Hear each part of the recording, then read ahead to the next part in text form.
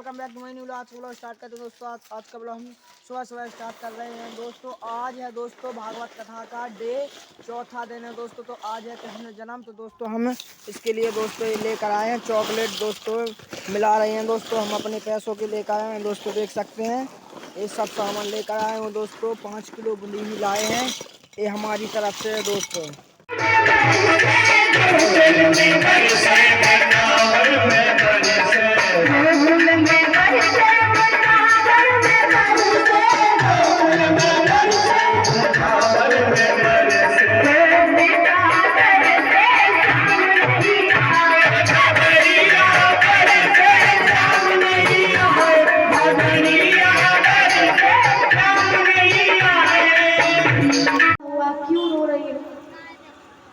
मैया बोली कि क्या बताओ नारद जी, आपके प्रभु है कि मुझसे कह के गए थे कि देवी 2-3 घंटे में आ रहा हूँ। देखो 2-3 महीने हो गए, अभी तक लौट के नहीं आई। तब नारद जी ने कहा कि अरे मैया अब वो लौट के आएंगे भी नहीं। बोले कि अब वो लौट के आएंगे भी नहीं। मैया बोली क्यों? नारद जी ने कहा कि लगी नौकरियां सरकारी और प्रभु करे रहे पहरेदारी। नारद जी ने कहा कि मैया अब तो प्रभु की सरकारी नौकरी लगी है, प्राइवेट हो तो 2-3 दिन की छुट्टी भी ले लो, लेकिन ये तो प्राइवेट है, सरकारी है तो यहाँ छुट्टी मिलने से नहीं तो परमानेंट वहीं पे है।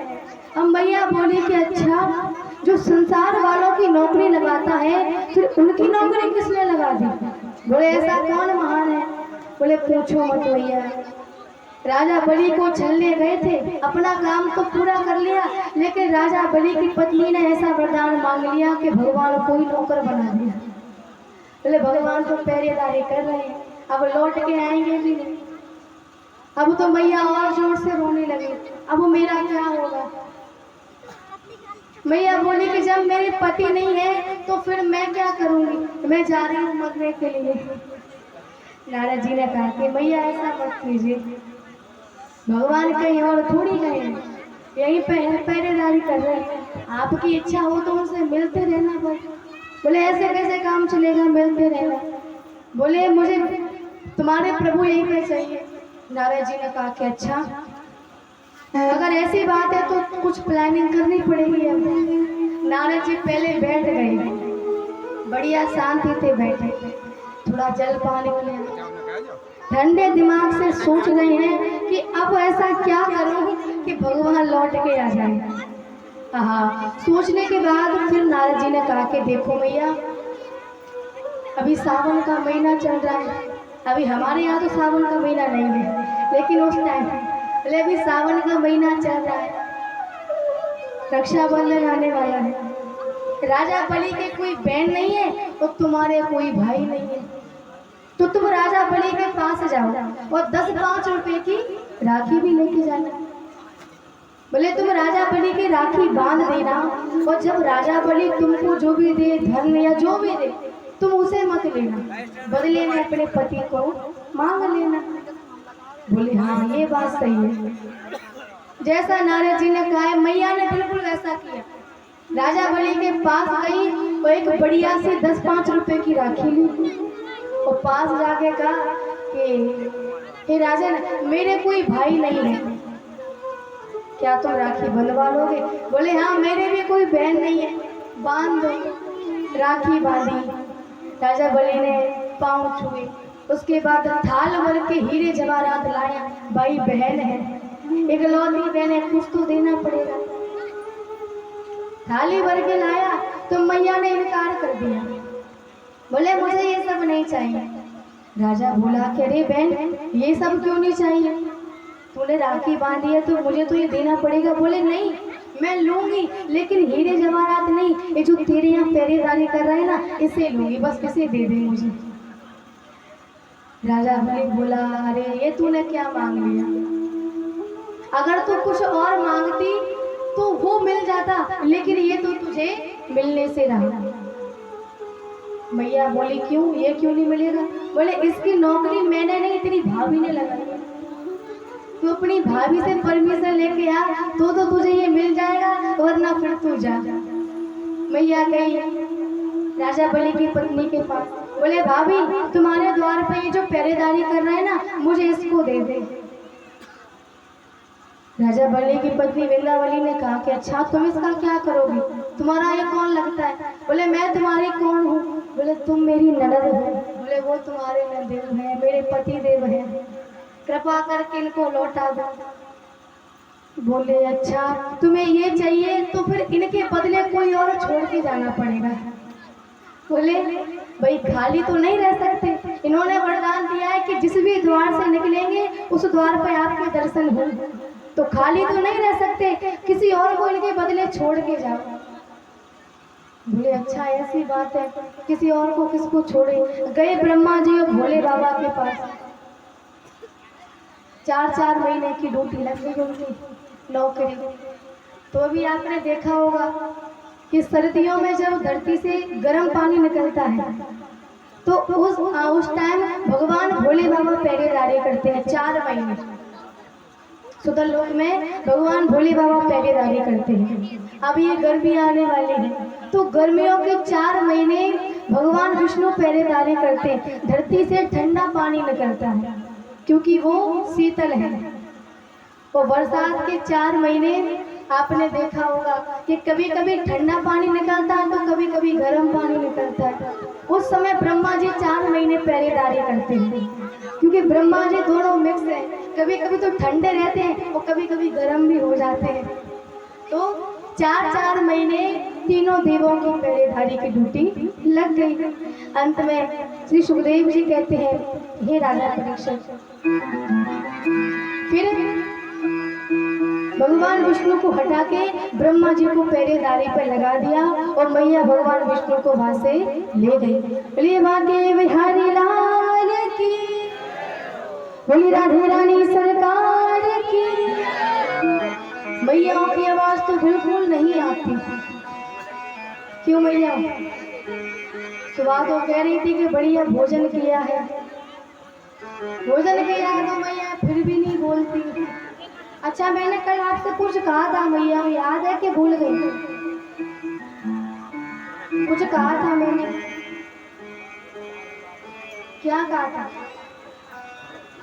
हाँ मैंने कल कहा था कि कल सभी मैयाएं अपने अपने सास ससुर के और पति देव के पैर छू के आएंगी। कोई आई? पैर छुए? हाँ झूठ तो नहीं बोल रही, सच्ची? क्यों परीक्षा जी पैर छुए आपके? नहीं नहीं छुए, झूठ बोल रही है परीक्षा जी, झूठ बोल रही है। परीक्षा जी बोले मुझे नहीं पता, भाई पैर छुए होंगे तभी तो पता चलेगा। झूठ बोल रहे हैं क्यों? झूठ नहीं। अच्छा है और मैया बेटी है, कोई पैर छू के आई? आप चुके हैं? पीछे वाली मैया है? अच्छा ऐसे पता नहीं चलता है, जो जो पैर छू के आई है वो सिंपल से हाथ खड़े कर दे बस। ले हो गया काम। केवल 4-5 मैया पैर छू के। अच्छा आप और मैया आपने पैर नहीं छुए? अच्छा कल मैंने आपसे पूछा था कि पति की सेवा करती है या नहीं, तो सेवा में फिर 2 प्रकार की बताई थी। पहली वाली सेवा कौन सी थी? हाँ भैया पैर अपना खुद दबा के बताई। पहली वाली सेवा थी हाथ पांव दबाने वाली सेवा, और दूसरी वाली सेवा हाथ पांव चलाने वाली सेवा। तो मैंने पूछा कि आप कौन सी सेवा करती हैं, हाथ पांव दबाने वाली या हाथ पांव चलाने वाली? बताओ, दबाने वाली या फिर चलाने वाली? चलाने वाली। हाँ मुझे पता था। आदि भैया तो मजाक में बोलते हैं कि भैया हम तो चलाने वाली सेवा करते हैं। अच्छा मजाक नहीं, अभी जो रियल है जो सच है वो बताइए। देखो 2 ऑप्शन है आपके पास, पहली वाली हाथ पांव दबाने वाली सेवा और दूसरी हाथ पांव चलाने वाली सेवा। तो बताइए दोनों में से कौन सी करती है, पहली या दूसरी? हाँ पहली वाली। और इधर पहली या दूसरी?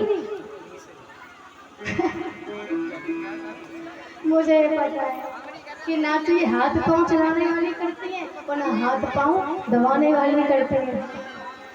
अच्छा, महाभारत कौन कौन करती है मैया? ऐसी बात नहीं कि कौरव पांडवों में महाभारत होता हो, लोग डरने वाली बात नहीं है कि बताता है। क्यों मैया? महाभारत केवल कौरव पांडवों में थोड़ी होता है, आज तक तो यहाँ भी महासंग्राम महाभारत होता रहता है। आप करती हो? अच्छा दादाजी आप बताइए, मैया तो झूठ बोल देती है, लेकिन मुझे आपका पूरा विश्वास है 100% कि आप झूठ नहीं बोलोगे। अच्छा, लड़ाई झगड़ा करती है? करती है? हाँ, मुझे पता था मुझे, क्योंकि मैया झूठ बोल देगी लेकिन दादाजी कभी झूठ नहीं बोलते। अच्छा दादाजी, वैसे आपकी पत्नी है?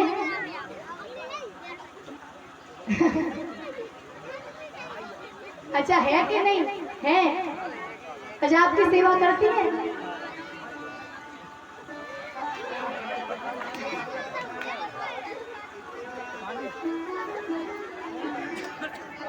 अच्छा, सेवा नहीं करती तो?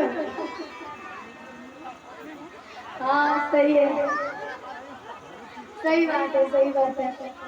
अच्छा मैया देखो, अब ये गलत बात है, हम जो मंच से कहते हैं वो आप हमारी आज्ञा का पालन नहीं करते हैं।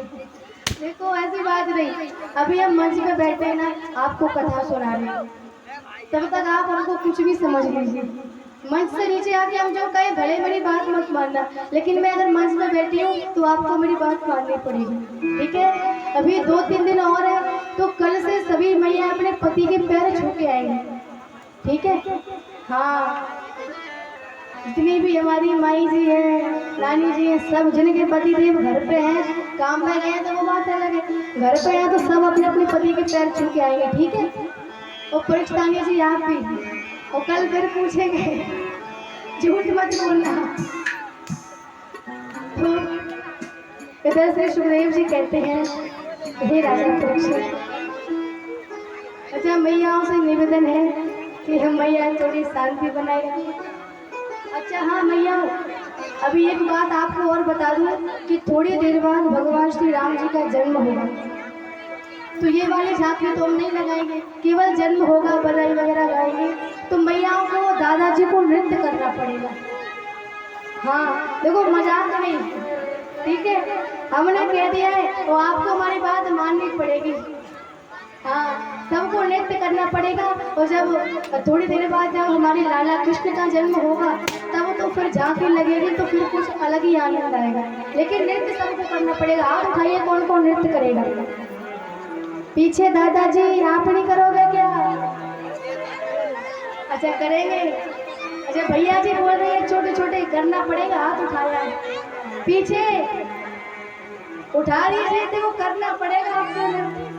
हाँ चलो ठीक है, सब तैयार रहना बढ़िया से, सबको नृत्य करवाएंगे। और भक्तों से कहना है कि अब थोड़ी देर के लिए शांति बनाए रखें, कथा में ध्यान दें, क्योंकि अब सूर्यवंश की कथा चलेगी, भगवान श्री राम जी का जन्म होगा।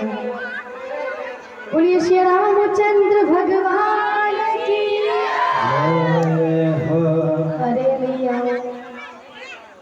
ए भैया सच में कैसे बताए तुमको? कहते हैं ना कि जो लेडीज होती है ना, वो बहुत जल्दी किसी की बात मानती नहीं है। कम से कम मैयाओं से 10-8 बार कहो तब मैया एक बार करे, अरे मैया आप तो भगवान के भक्त हैं, कथा सुनने आए हैं, थोड़ी बहुत सेवा कर लिया करो। उठाइए ऐसे ऐसे हाथ, उठा दो भैया, वो भी लाठी पकड़ा दो हाथ में, पता नहीं चलेगा लाठी किधर गई, ऐसे खूब चलेगी। और जयकारे की बारी आई तो भैया हाथ नहीं उठाती, उठाइए हाथ, बोलिए वृंदावन बिहारी लाल। हाँ अब लगाना है, कथा पांडाल में भक्त बैठे हुए हैं, तब से ऐसा लग रहा था कि बस हम अकेले बैठे, और मैं जब भी कुछ आपसे पूछा करूँ ना तो हाँ ना का जवाब दे दिया करूँ, वरना आप ऐसे शांत बैठ जाते हो, लगता है कहीं से बड़ी बड़ी महान मूर्ति बिठा दी हो यहाँ पे लाके। क्योंकि फिर बार बार मुझे ऐसा लगता है कि पूरे पांडाल में केवल मैं जीवित हूँ, बाकी सब। इसीलिए मैं जब भी कहूँ तो हाँ ना का जवाब दे दिया कर। तो उधर श्री सुखदेव जी कहते हैं कि हे राजा परीक्षित, अब मैं तुम्हें सूर्यवंश की कथा सुनाता हूँ। महाराज सगर की 2 पत्नियां थी। मुझे लग रहा है कि अब कोई ध्यान नहीं दे रहा कथा में। दे रहे हैं तो बच्चों की आवाज़ ज़्यादा आ रही है। मेरा भैयाओं से कहना है कि जो हमारे छोटे छोटे बाल गोपाल है ना, कृपा करके इनको एक स्थान पर बैठा दे, क्योंकि ये थोड़ा उधम मचा रहे हैं तो मैयाओं का ध्यान फिर उधर ही चला जाता है। तो महाराज सगर की 2 पत्नियां थी। कितनी पत्नियां थी? हाँ, 2। ये ध्यान से सुनते हैं दादाजी, भैया जी, बच्चे। मैया भी सुनती है लेकिन कभी कभी ध्यान थोड़ा अलग चला जाता है। हाँ, मुझे पता है। तो 2 पत्नियां थी। पहली वाली पत्नी का नाम था सुमति और दूसरी वाली पत्नी का नाम था केसरी। तो जो पहली वाली पत्नी थी उससे 60,000 पुत्र हुए और जो दूसरी वाली पत्नी थी उससे केवल एक ही बालक हुआ। सुखदेव जी कहते हैं कि हे राजा परीक्षित, धीरे धीरे समय निकला। अब इधर एक दिन महाराज सगर यज्ञ कर रहे थे। अच्छा मैया, सच में आवाज ज्यादा आ रही है। अच्छा, भजन गा दे? भैया जी बोल रहे हैं कि भजन गा दो, सब शांत हो जाएंगे। फिर अभी देखो, अब भजन गाते रहेंगे तो भी कथा बहुत है। और जैसे 4 बजते हैं ना, फिर मैया ऐसे कब आरती हो कब जाए। तो अभी थोड़ी देर बाद फिर भजन ही चलेंगे। भक्तों से कहना है कि अब थोड़ा कथा में ध्यान दें और कृपा करके थोड़ी देर के लिए शांति बनाए रखें, ठीक है भैया? तो इधर महाराज सगर ने अश्वमेध यज्ञ की। तो उनका जो यज्ञ का घोड़ा था उसे कोई चुरा के ले गया। यज्ञ के घोड़े को चुरा के ले गया। तो जो 60,000 पुत्र थे तो उन्होंने घोड़े के पैर के निशान देखे और उसके पैरों के निशान का पीछा करते करते वो पृथ्वी को खोदते हुए कपिल देव मुनि के आश्रम पर पहुंच गए।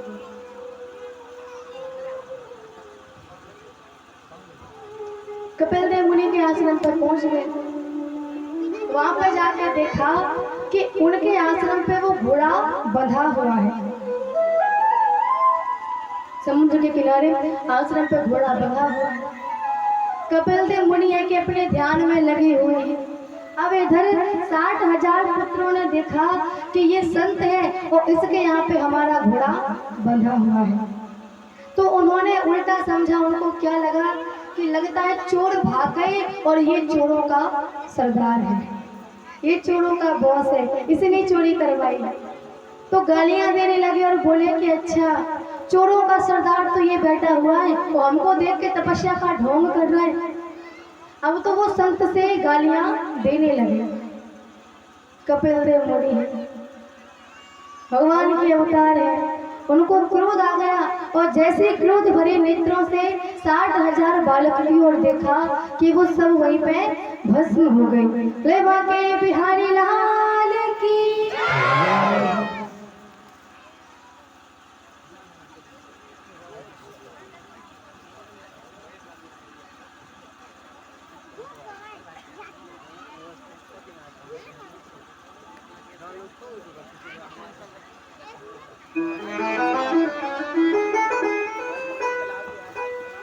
तो उधर बालक वहीं पे भस्म हो गए। अंत में श्री सुखदेव जी कहते हैं कि हे राजा परीक्षित, इधर धीरे धीरे समय निकला। अब जो छोटी वाली पत्नी थी ना केसरी, उसकी जो एक बालक हुआ था उसका नाम था असमंजस। असमंजस के एक बालक हुआ जिसका नाम था अंशुमान। असमंजस का पुत्र अंशुमान उस घोड़े को लेने के लिए गया।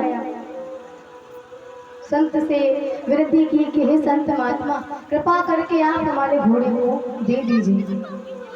संत ने कहा कि तुम ले जाओ, क्योंकि तुमने विनय पूर्वक मांगा है, लेकिन ये तो आगे उल्टा मुझसे गालियां देने लगे, मुझको चोर बताने लगे।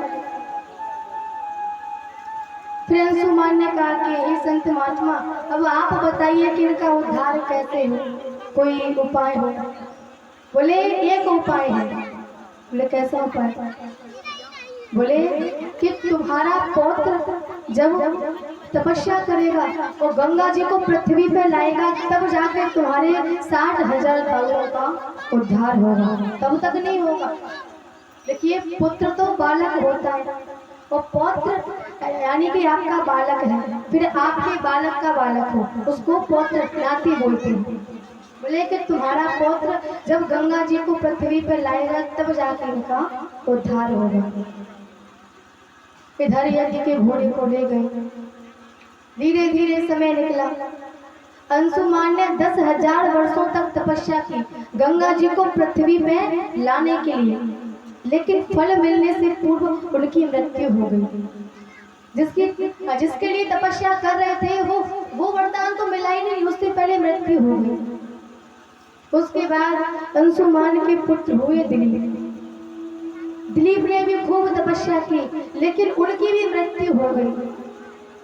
फिर सबसे अंत में जब दिलीप के पुत्र भगीरथ जी ने तपस्या की, तो उनके दादाजी की तपस्या, उनके पिताजी की तपस्या उसमें मिल गई, जिससे माँ गंगा देवी प्रसन्न हुई और बोली कि हे पुत्र, मांगो, तुम्हें क्या वरदान मांगना है। भागीरथ जी ने हाथ जोड़ के कहा कि हे माँ, मुझे कोई और वरदान नहीं चाहिए, बस मैं ये चाहता हूँ कि आप पृथ्वी पे आए और हमारे जो मरे हुए पितृगण हैं उनका उद्धार करें। गंगा जी ने कहा कि अच्छा, लेकिन उसके लिए तुमको एक व्यवस्था करनी पड़ेगी। बोले कैसी व्यवस्था?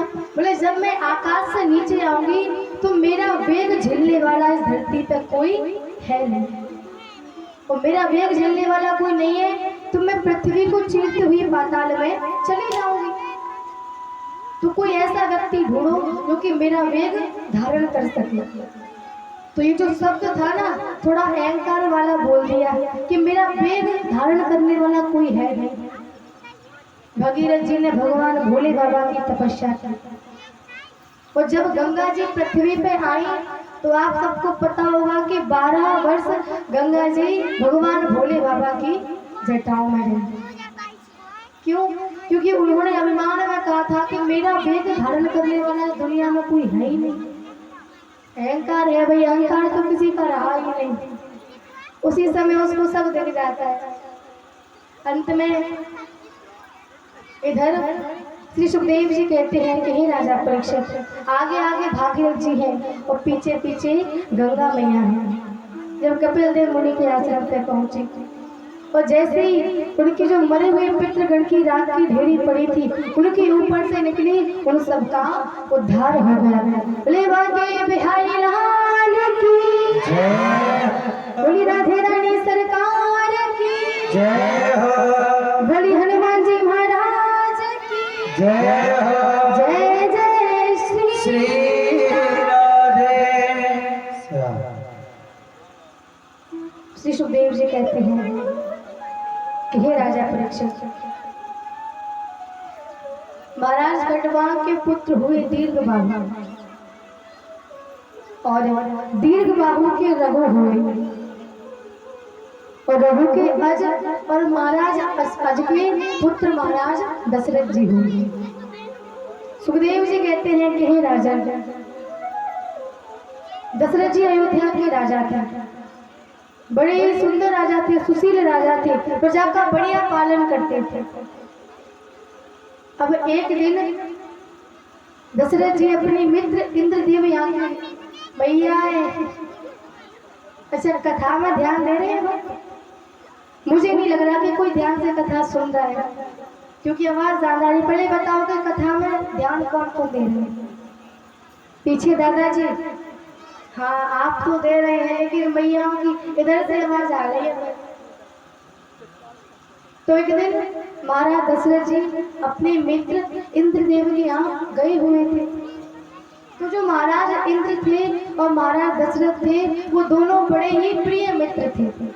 जब भी राजा दशरथ जाते तो महाराज इंद्र जो उनका सिंहासन था वो आधा सिंहासन दशरथ जी के लिए देते थे। अब एक दिन महाराज दशरथ उस सिंहासन पर अपनी माला को छोड़ के आ गए। अब रास्ते में आ रहे थे तभी उनको याद आया कि रे मैं तो अपनी माला को वहीं पे छोड़ के आ गया। लौट के आ रहे थे तो उन्होंने क्या देखा कि जिस स्थान पे महाराज दशरथ जी बैठते हैं उस स्थान को साफ किया जा रहा है। अब जो व्यक्ति उस स्थान को साफ कर रहे थे उनसे पूछा गया कि भाई ये तुम क्यों कर रहे हो? तब वो व्यक्ति बोले कि पता नहीं, कोई अयोध्या का दशरथ नाम का राजा आता है, वो इस स्थान पे बैठता है और उसके कोई संतान नहीं है, वो निपुत्री है, इसीलिए उसके बैठने से यह स्थान अपवित्र हो गया है, हम इसे साफ करके पवित्र कर रहे हैं। जब ये बात सुनी तो राजा दशरथ को बड़ा बुरा लगा, बड़ा दुख हुआ। बोले मेरे कोई संतान नहीं है तो लोग मुझसे इतनी घृणा करते हैं। एक बार भूपति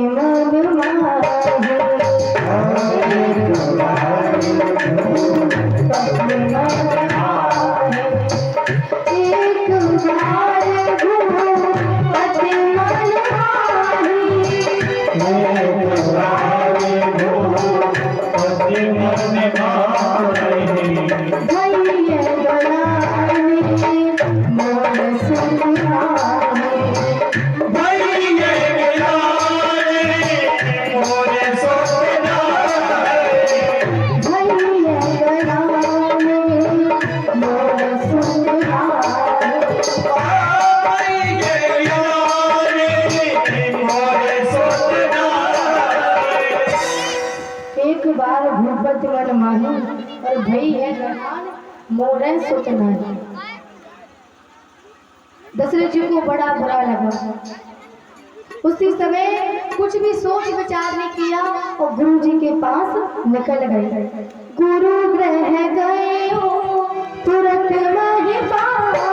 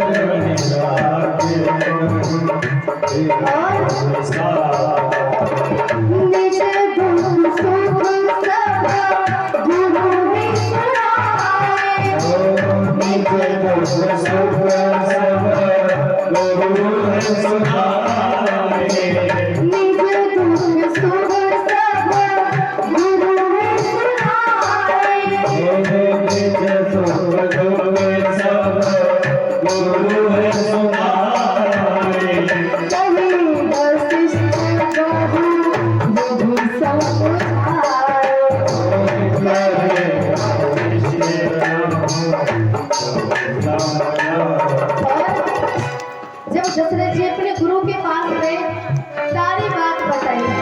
गुरु जी समझ गए। गुरु जी बोले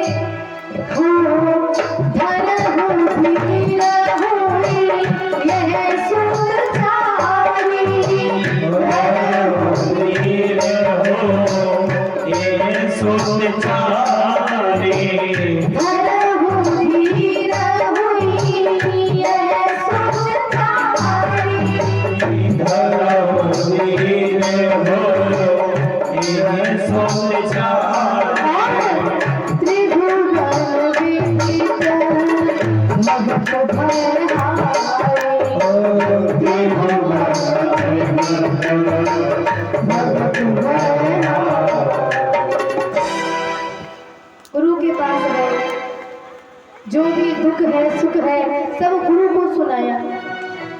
अब गुरु तो गुरु होते। वशिष्ठ जी समझ गए कि ये किस कारण से यहाँ आया है। वशिष्ठ जी ने कहा कि हे राजन चिंता ना करो, मुझे पता है कि तुम किस कारण से यहाँ आए हो। एक नहीं दो नहीं, तुम्हारे 4 बालक होंगे। धर्मो धीर हुई है सुतचारी, त्रिभुवन विदित भगत भय हारी। तीनों लोकों में भक्तों का भय हरने वाले ऐसे 4 बालक होंगे। और श्रृंगी ऋषि वशिष्ठ बुलावा, श्रृंगी ऋषि है वशिष्ठ बुलावा, श्रृंगी ऋषि वशिष्ठ बुलावा, श्रृंगी ऋषि है वशिष्ठ बुलावा, पुत्र काम शुभ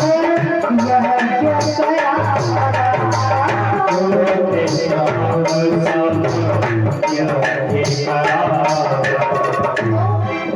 इधर श्रृंगी ऋषि को बुलाया गया, यज्ञ की व्यवस्था की और भगति सहित होली आहुति देने, भगति सहित होली आहुति देने, भगति सहित होली आहुति देने, भगति सहित होली आहुति देने, जगते अखिली चमकाई रे, भगति अग्नि चमकाई। तब भगति सहित मुनि आहुति दीने और प्रगट अग्नि चरु कर लिए। अग्नि देवता प्रसन्न हुए, प्रकट हुए और देखा कि हाथ में खीर का पात्र है। बोले कि हे राजन जाओ वो अपनी तीनों रानियों में बांट देना। बोले कि तीनों रानियों में बांट देना। दशरथ जी भक्तों से कहना है कि थोड़ी शांति बनाए रखें। पीछे दादाजी कह रहे हैं कि थोड़ा शांत हो जाइए, कथा सुन रहे हो। तो इधर दशरथ जी अपनी रानियों के पास गए। अच्छा रानियों के नाम क्या है मैया? और हाँ कौशल्या, केकई, सुमित्रा। तो राजा दशरथ की सबसे प्रिय पत्नी कौन सी थी? सबसे प्रिय केकई नहीं, सबसे प्रिय कौशल्या थी। तो जो प्रिय पत्नी मैया कौशल्या है, तो जो खीर का जो भाग था आधा भाग पूरा मैया कौशल्या को दिया और जो आधा भाग था फिर उसमें से भी शेष आधा किया, आधा केकई को और आधा सुमित्रा को। बताया गया है कि मैया सुमित्रा उस समय कोई काम कर रही थी, जो गृह कार्य होता है काम कर रही थी। तो जो खीर का जो पात्र था मैया ने अलमारी में रख दिया। उसी समय एक बड़ा पक्षी आया तो बाज उस खीर के दोने को लेके वहां से उड़ गया और जंगल में जो मैया अंजनी तपस्या कर रही थी वो खीर का दोना उनकी गोद में फेंक दिया। जैसे गोद में आके पड़ा, मैया ने हाथ में उठाया, ऊपर देखा, ऊपर कोई नहीं। भगवान का प्रसाद जान के मैया ने वो पा लिया। तो अलग अलग शास्त्रों में अलग अलग बताया गया है। तो बताया गया है कि जो हनुमान जी का जन्म है ना वो खीर खाने से हुआ है। और किसी शास्त्र में बताया गया है कि हनुमान जी का जन्म भगवान शिव की शक्ति क्षीण हो जाने से हुआ है। अब कई सारे हैं लेकिन जो पता है वो आपको बता दिया।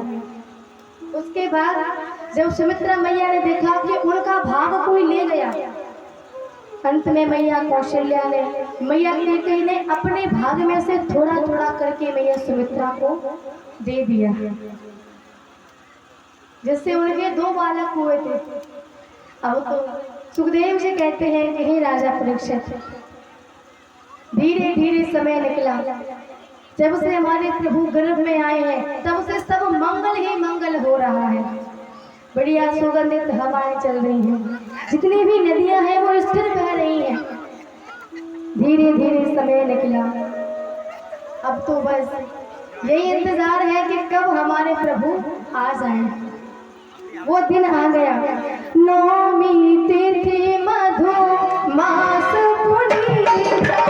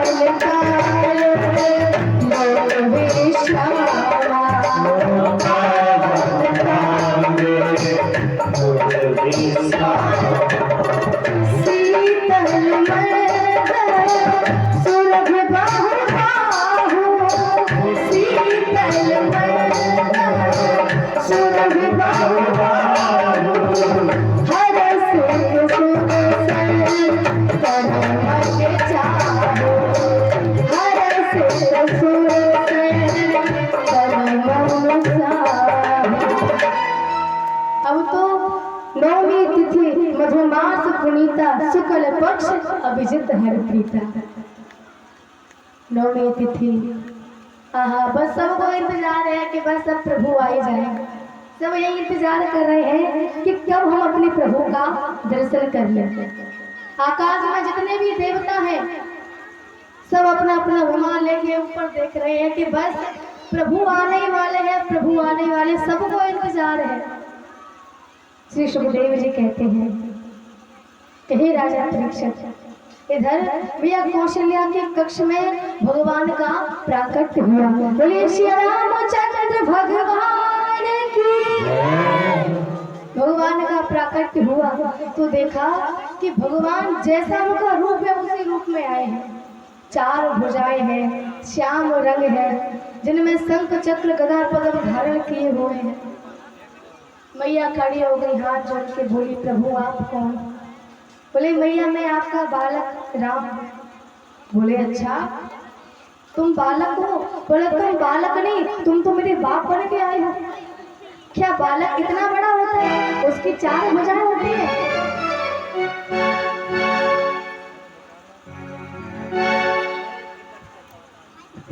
श्री राधे। उधर भगवान प्रकट हुए, मैया ने पूछा, बोले बालक इतना बड़ा नहीं होता, बालक तो छोटा होता है। अंत में जब देवताओं को पता चला कि मेरे प्रभु ने अवतार ले लिया है, सब बड़े प्रसन्न हुए और प्रसन्न होके भगवान श्री राम की स्तुति करने लगे। तो आइए हम भी प्रभु की स्तुति करेंगे। श्री राधे।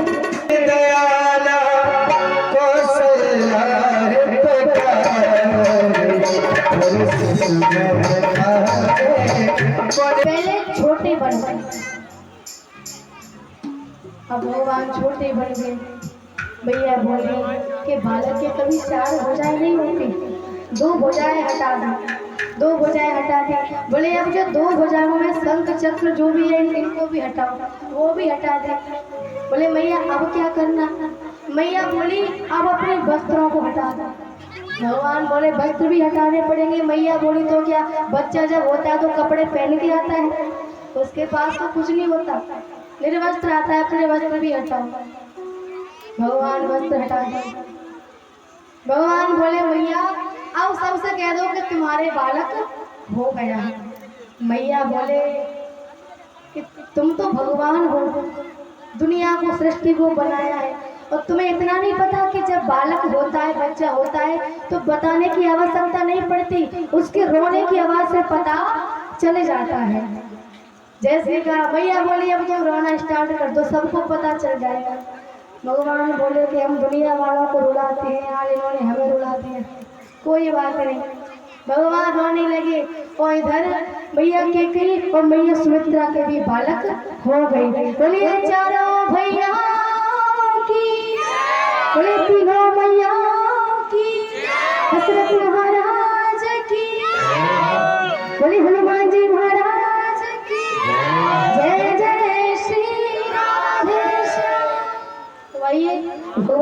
प्राकट हुआ है। थोड़े बहुत मैंने आपसे कहा था कि नृत्य करना पड़ेगा, तो सभी भक्त अपने अपने स्थान पर खड़े हो जाएं और थोड़ा आनंद लेते चले भजनों का।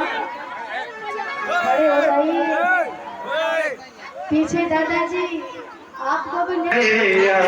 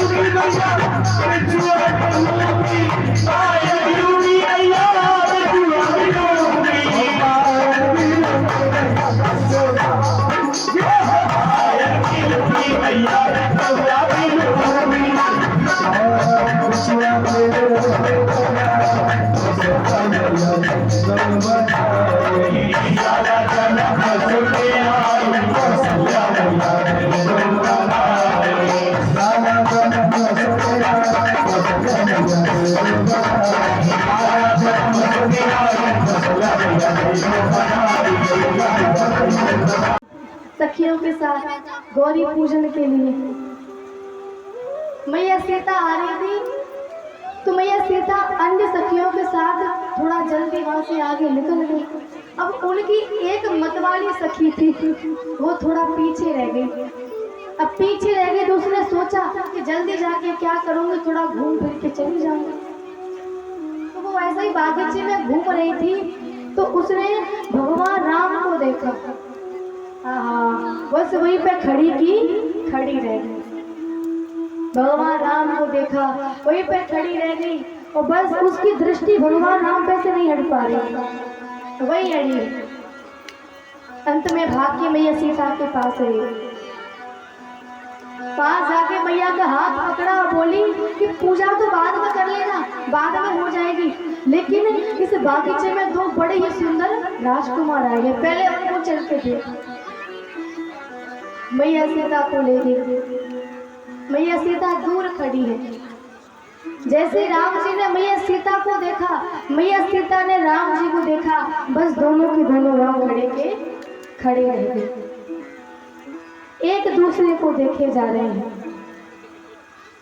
तभी एक सखी पड़ी, मैया से बोली कि अब क्या यहीं पे खड़ी रहेगी, पूजा नहीं करती, महल में नहीं जाना।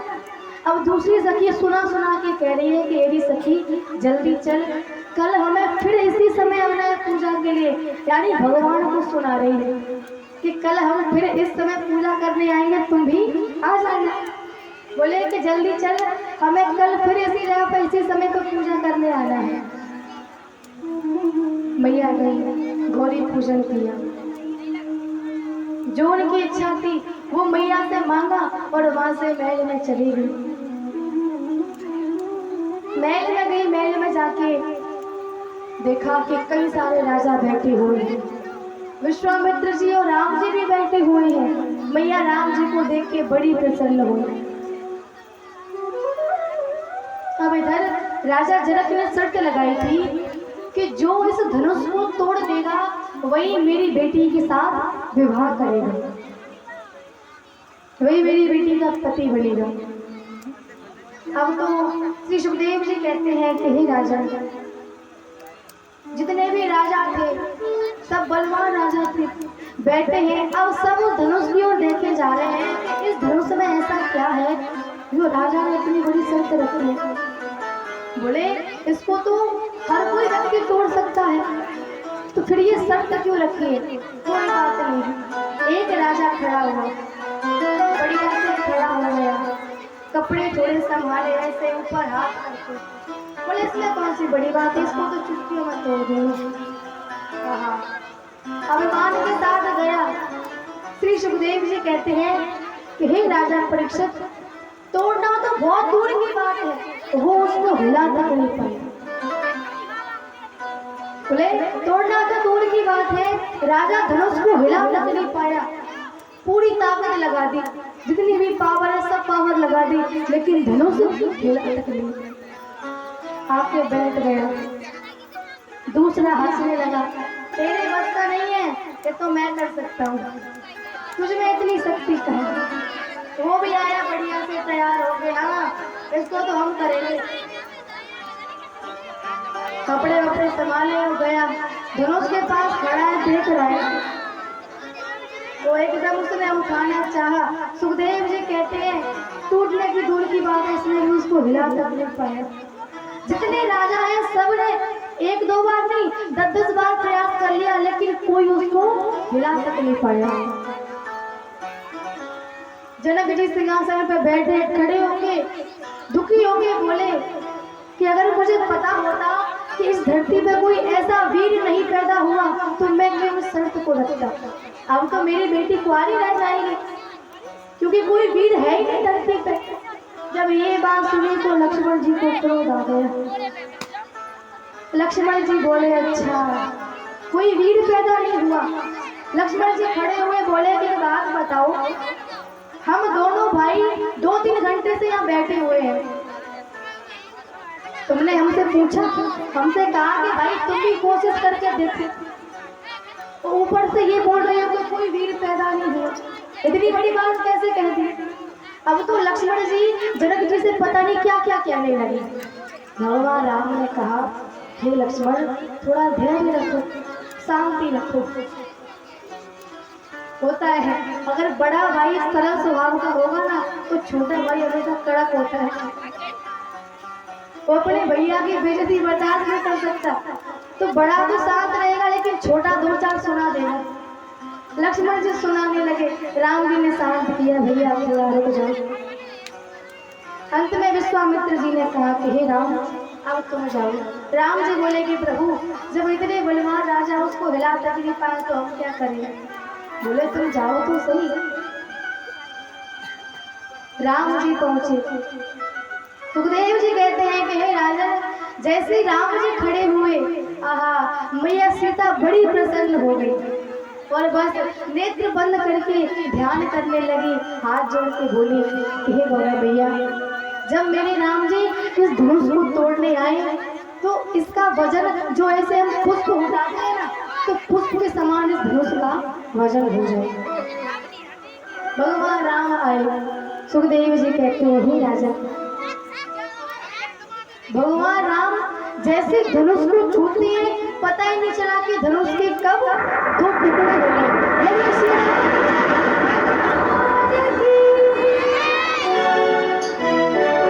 पता नहीं चला कि धनुष के कब दो टुकड़े हो गए। अब जितने भी राजा हैं सब खड़े के खड़े रह गए। हे भगवान, देख रहे हैं भगवान की ओर कि छोटा सा राजकुमार केवल इसने धनुष को हाथ लगाया और धनुष अपने आप टूट गया और हम तो 10-10 बार प्रयास करके रह गए, हमसे हिला कर नहीं।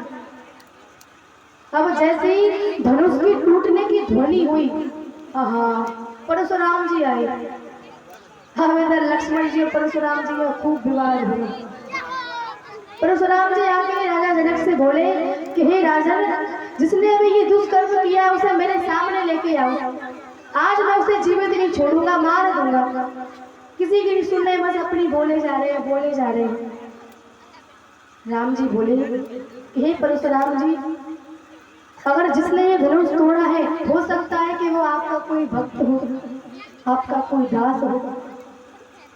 बोले ऐसा कैसा दास जो प्रभु की चीजों का खंडन करके बोले उसको तोड़ ही दिया, उसे मेरे आगे लेके आओ, मैं उसे आज जीवित नहीं छोड़ूंगा, मार दूंगा। भरत जी, अब इधर राम जी लक्ष्मण जी हैं। राम जी बिल्कुल शांत हो गए। वो लक्ष्मण जी खड़े हुए।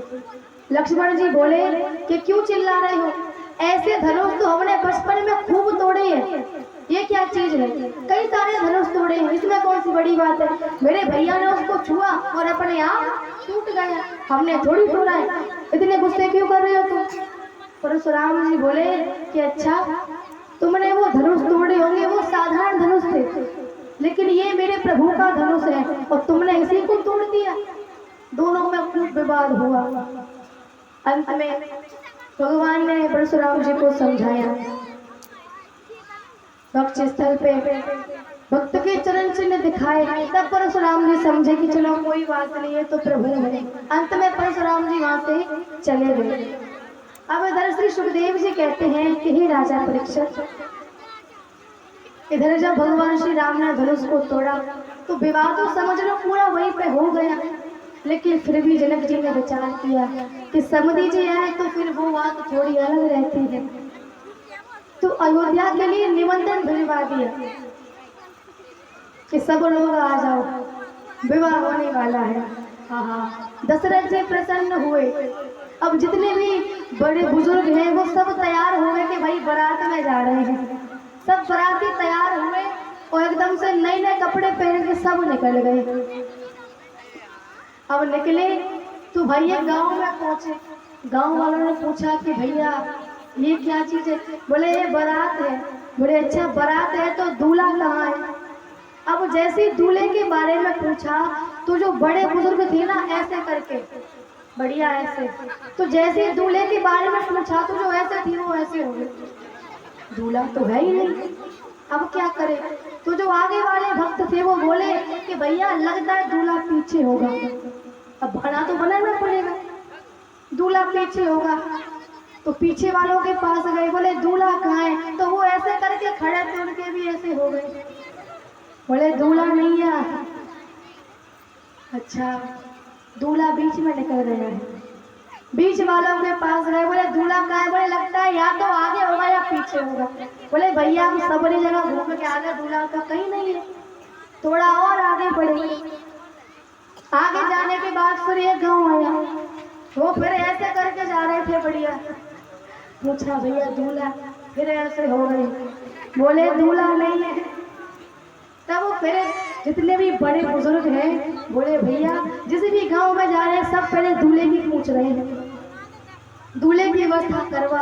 अब दूल्हे तो वहाँ पे है जनकपुर में, दूल्हा कहाँ से लाए?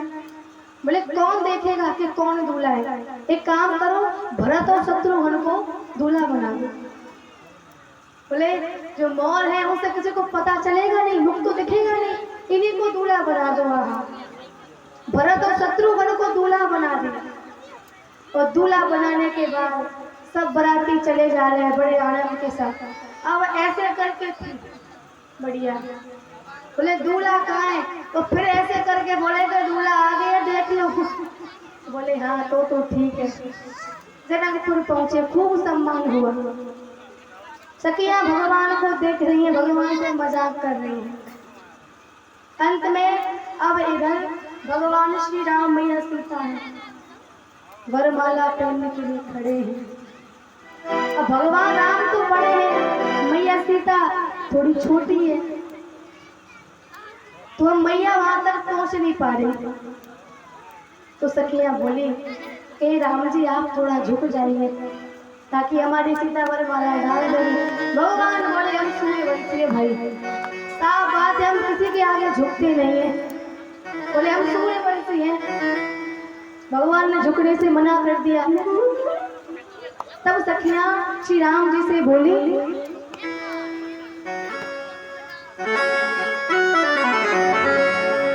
बोलिए श्याम रामचंद्र भगवान की हो झुके जइयो तन कर गोबीर सिया मेरी छोटी सी झुके जइयो तन कर गोबीर नदी मेरी छोटी सी जइयो तन कर गोबीर लली मेरी छोटी सी बारी सी छोटी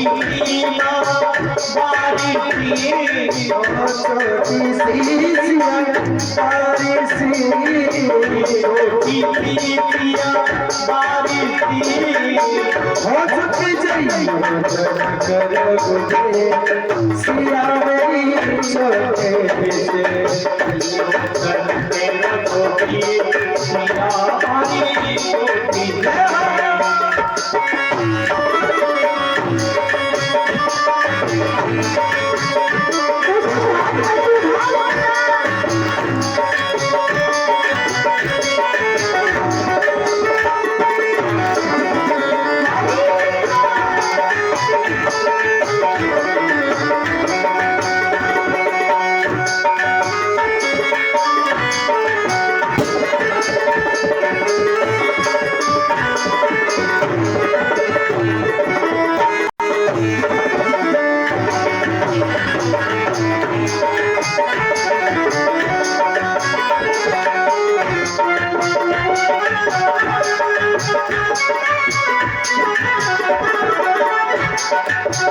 बरमाला लिए कब से डाले बरमाला लिए कब से डाली बरमाला लिए कब से डाले बरमाला लिए कब से डाली बरमाला लिए बरमाला लिए बरमाला लिए कब से डाले बरमाला लिए कब से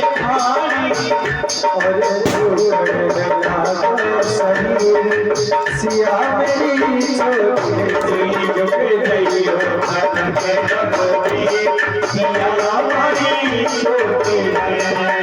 जय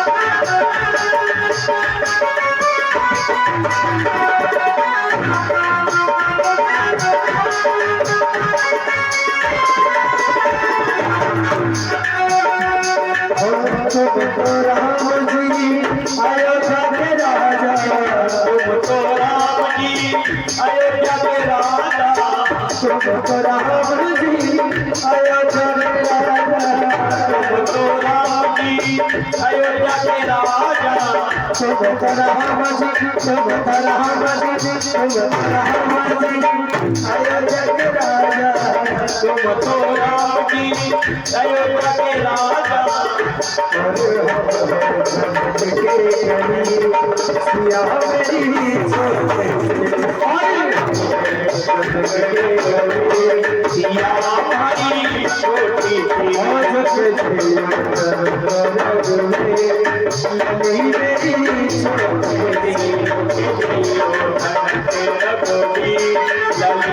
हमारी छोटी सी सिया पारी सी छोटी सी सिया पारी थी छोटी सी छोटी सी छोटी सी छोटी सी सिया पारी सी छोटी सी सिया पारी थी सिया मेरी छोटे से सिया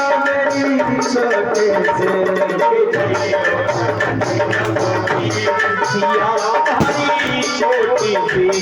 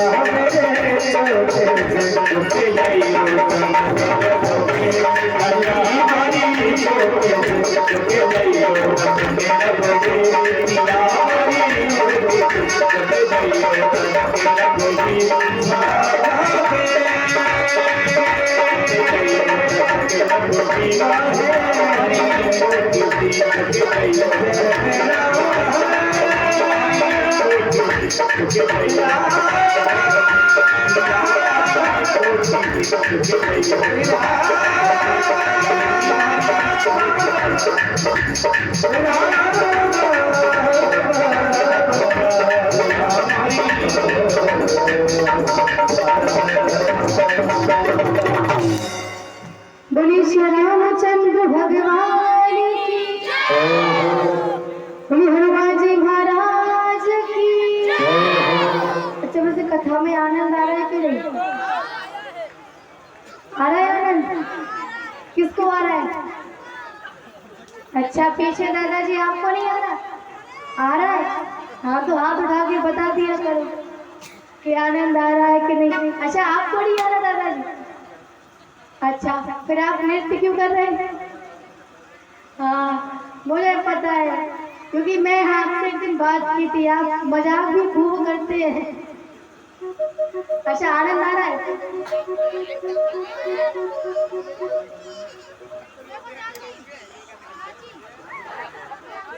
दादाजी क्या करें, सुनाई नहीं दिया मुझे।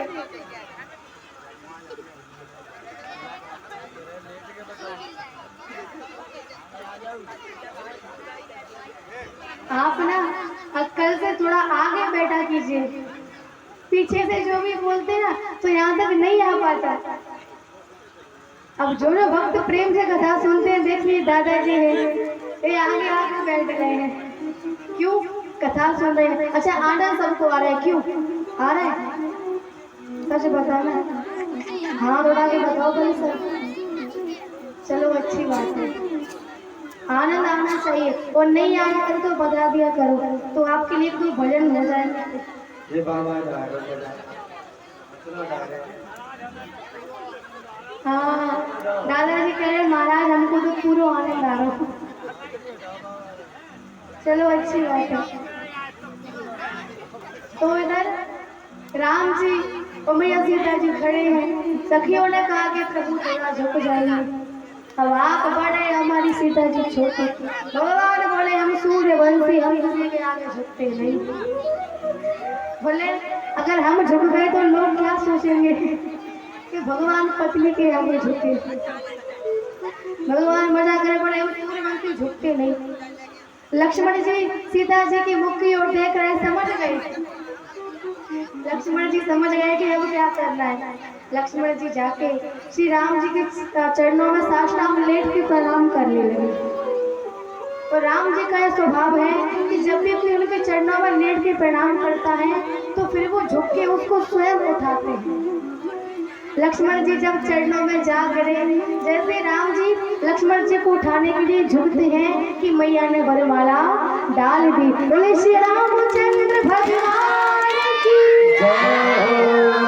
वरमाला डाली। इधर विवाह संपन्न हुआ। अब देखा कि लक्ष्मण जी हैं, भरत जी हैं, शत्रुघ्न जी हैं, अब ये भी साथ में है। और भरत शत्रुघ्न तो दूल्हा बने हैं, तो भाई इनका विवाह भी तो कराना पड़ेगा। अंत में फिर उन तीनों का भी विवाह हुआ। श्री सुखदेव जी कहते हैं कि हे राजा परीक्षित, अब जो बारात थी वो 1 महीने जनकपुर रुकी। तो आजकल आप देखो, अगर शाम को बारात जा रही है तो सुबह को लौट के आना है। और ये नहीं होता जो लड़ाई झगड़ा हो वो अलग से बारात में। आपने देखा होगा कई सारे भैया जी होते हैं कि बढ़िया मदरा पान कर ली और फिर खूब डांस करेंगे और फिर खूब महाभारत होता है।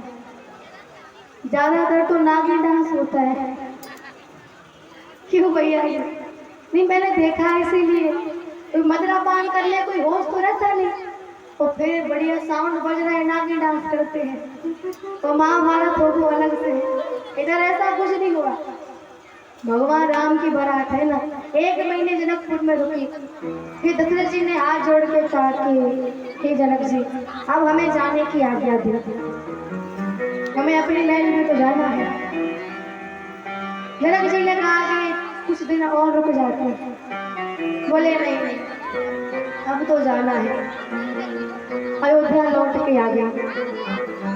श्री सुखदेव जी कहते हैं कि हे राजा परीक्षित, भगवान राम का विवाह हो गया है, मैया सीता सब बड़े प्रसन्न है।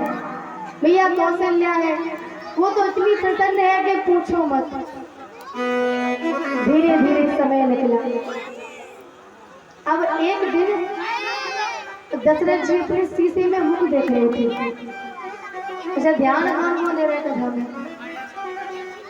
अच्छा, तो एक छोटे छोटे बाल गोपाल बैठे ना, हाँ आप ही थोड़ा बात मत करना, ठीक है? थोड़ी देर के लिए, हाँ थोड़ी देर ध्यान रहना, ये राम कथा पूरी हो जाए और फिर आप बात कर देना, ठीक है? फिर मैं कुछ नहीं बोलूँगी, पर अभी थोड़ी देर के लिए शांत हो जाओ। तो इधर एक दिन महाराज दशरथ जी शीशे में अपना मुख देख रहे थे। तो उन्होंने क्या देखा कि उनके कान के बगल एक बाल है वो सफेद पड़ गया।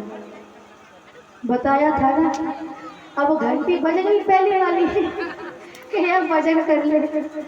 एक बाल सफेद पड़ गया। दशरथ जी ने विचार किया कि भाई अब राम का विवाह भी हो चुका है, तो क्यों ना अब इसे मैं राजा बना दूं और स्वयं भगवान का भजन करने बैठ जाऊं। उन्होंने पूरी जो भी प्लानिंग है सब वही पर कर ली और सबसे कह दिया कि कल सुबह राम का राज तिलक है। हाँ, पूरे अयोध्या में खुशी का माहौल है, सब बड़े प्रसन्न हैं कि कल हमारा राम राजा बन जाएगा। अब एक केकई की दासी थी, नाम तो पता होगा। क्यों मैया? भाई एक तो फ्रेंड होती है ना, कोई कोई तो होती है कि बिगड़ता काम होता है तो आपको बना देती है, और कोई कोई होती है कि बढ़ते काम कोई बिगाड़ देती है। तो मंत्रा ने क्या किया, गई मंत्रा केकई के पास और बड़े गुस्से में जाके बोली कि अरे केकई, क्या तुझे पता है कल राम का राज तिलक है? हाँ, जैसे केकई ने बात सुनी, केकई बड़ी प्रसन्न हुई और खुशी के बारे अपने गले में से मोतियों का हाथ निकाल के मंत्रा को दे दिया। बड़ी सुंदर अच्छी बात सुनाई है। अब तो मंत्रा एकदम आंख निकाल के देख रही है, बोली अच्छी बात है। अरे तू कैसी माँ है? क्या तुझे ये नहीं लगता कि तेरा पुत्र भरत राजा बने और राम उसका सेवक बने? लेकिन तू चाहती है कि राम राजा बने और तेरा पुत्र भरत उसका दास सेवक बने। तू कैसी माँ है? पता नहीं क्या क्या बोलने लगी। ऊपर आकाश में देवता, मैया सरस्वती को आदेश दे दिया कि जाओ मैया, अब अपना जो भी काम है पूरा करो। जाके बुद्धि पे देख ली, इधर मंत्रा उधर के कहीं की दिमाग में बात गई। बोले बात तो सही है। हाँ, ये छोटे छोटे बाल गोपाल, हाँ उधम नहीं लाना, थोड़ी देर के लिए शांत हो जाओ, ठीक है?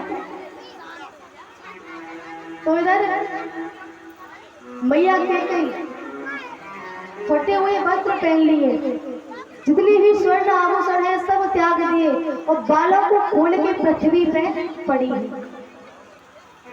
दशरथ जी घर से आ रहे थे, जैसे महल में प्रवेश किया और जब कक्ष में गए देखा कि मैया के कहीं धरती पे है, धरती पे पड़ी है।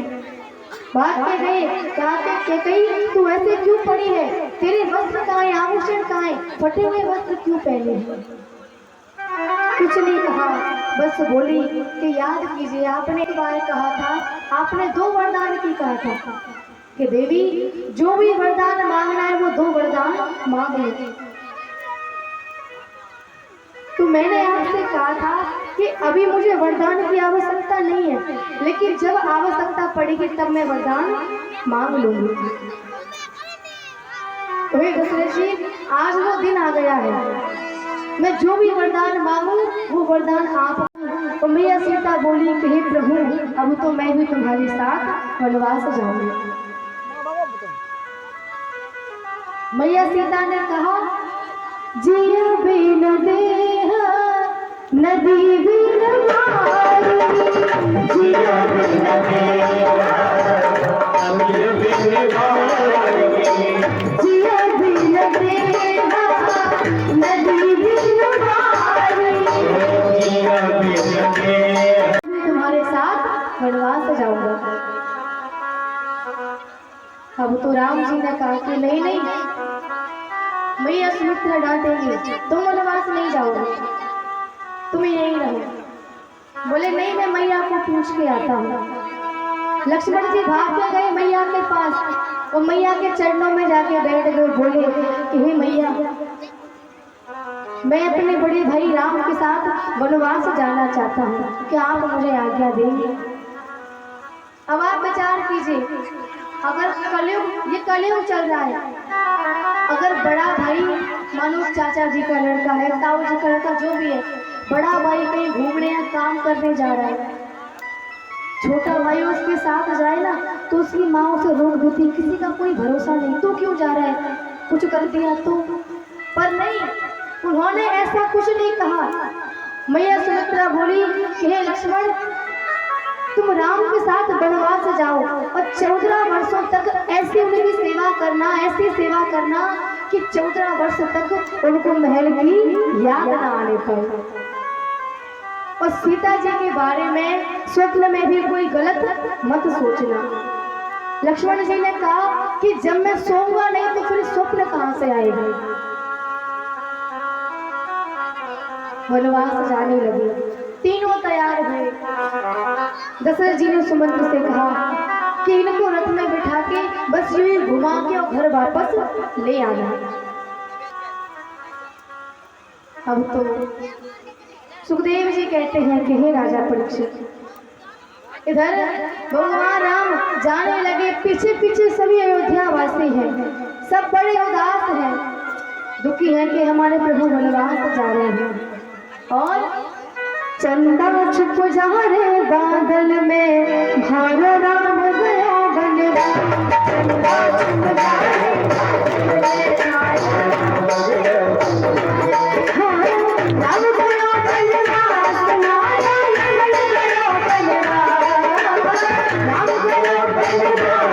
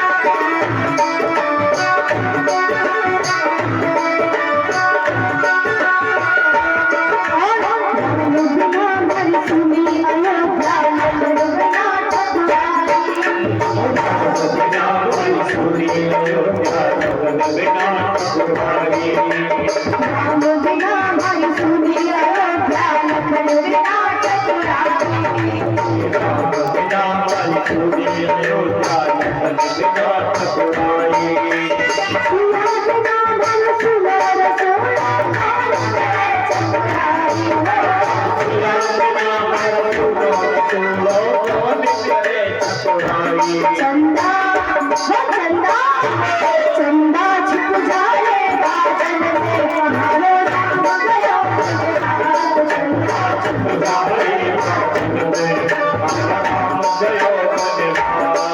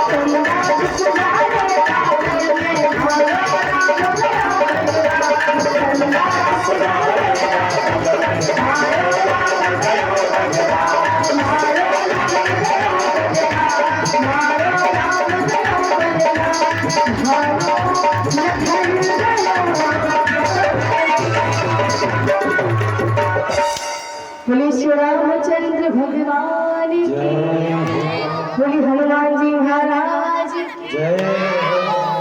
तो इधर भगवान राम वनवास जाने लगे, पीछे पीछे सारे अयोध्यावासी हैं। रात्रि का समय हो गया।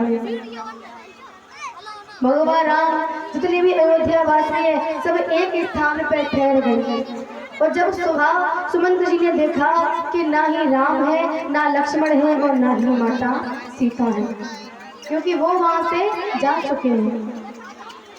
सुमंत्र जी ने खूब देखा, भगवान राम को कहीं नहीं मिले, तो वो भगवान राम को लिए बिना महल लौट के आ गए। दशरथ जी भाग के आए, कहा कि मेरा राम कहाँ है, लक्ष्मण और सीता कहाँ है। सुमंत्र जी ने कहा कि वो तो चले गए, वो नहीं आए। जैसे ये बात सुनी, दशरथ जी ने अपने प्राण त्याग दिए।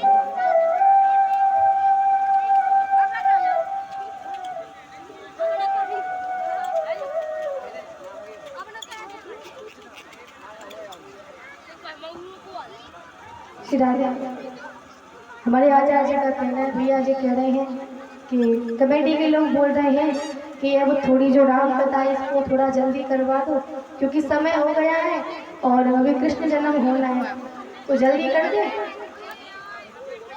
क्या? तुम हाथ उठा के बताओ, नहीं फिर बाद में ये कहोगे जल्दी जल्दी, चल कर दे जल्दी।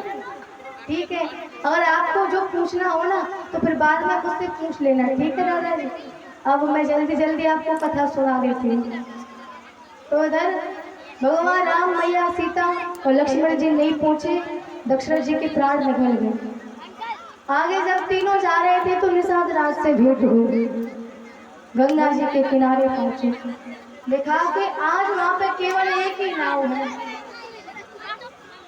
एक ही नाव है। तो भगवान केवट को बुला रहे हैं, मांगी नाव ना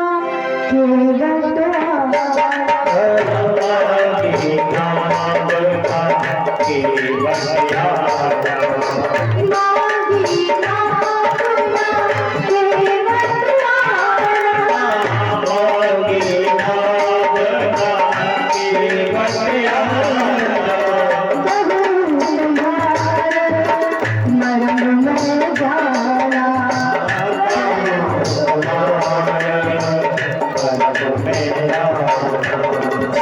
मांगी नाव न केवट आना, कहो तुम्हार मरम में जाना। भगवान केवट को बुला रहे कि भैया नाव को किनारे पे लेके आ जा। केवट बोला कि नहीं नहीं नहीं, मैं नाव लेकर नहीं आऊंगा, क्योंकि मैं तुम्हारा पूरा मरम जान चुका हूँ। अब जैसे ये बात सुनी कि मरम जान चुका हूँ, तो लक्ष्मण जी केवट की मुख की ओर देख रहे हैं कि हम कई जन्मों से इनके साथ हैं, हम आज तक इनका मरम नहीं जान पाए। और केवट भगवान को अभी देखता है, बोला कि मैं मरम जान गया। लक्ष्मण जी बोले अच्छा तुमने क्या मरम जाना, बताओ। बोले मुझे पता है कि तुम्हारे पैरों की रज में कोई ऐसी शक्ति है कि जिस भी वस्तु को छूती है वो स्त्री बन जाती है। पत्थर की शिला जब स्त्री बन सकती है तो भाई मेरी नाव तो काटती है। आज कथा का दोस्तों चौथा दिन था। तो दोस्तों बहुत ही आनंद आया दोस्तों कथा सुनने में, क्योंकि दोस्तों कृष्ण जन्म की दोस्तों कथा सुनाई गई थी। दोस्तों आपको ये वाला ब्लॉग अच्छा लगा हो तो लाइक और सब्सक्राइब करना ना भूलें। दोस्तों मिलते हैं next blog. Thanks for watching.